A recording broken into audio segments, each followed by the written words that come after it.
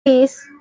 Ki maksudnya dalam tanda kutip gratis ki bukan gratis gak bayar loh, Bolo. Gratis potongan gaji.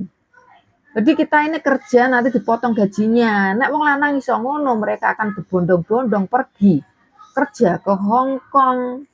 Nek beda meneh nang Taiwan, Korea, Jepang harus lebih dulu mengeluarkan uang. Nek kaya kita gini ya, wong nang Indonesia ya pergi ke luar negeri kerja, ngene kan mestine ya kekurangan. Apa meneh sing diutang akeh ngono kuwi. Mosok ya mengeluarkan uang sebanyak itu. Ora akeh, ora sithik lho bolo masamu. Ora sithik ya puluhan juta masamu kuwi. Nek wong sing ra sugih tenanan sing duwe duit tenanan iki ora kuat. Adol-adol lemah. Wong ra duwe ne kowe adol lemah. Mereka kerja ke luar negeri koyo nang Hong Kong mak-mak ngono iku lho. Punya tanah iyo karena kerja ke luar negeri. Nek ora kerja nang luar negeri yo mungkin angel, soalnya yo memang keadaan di rumah emang yo keadaan nggak mampu ngono lho.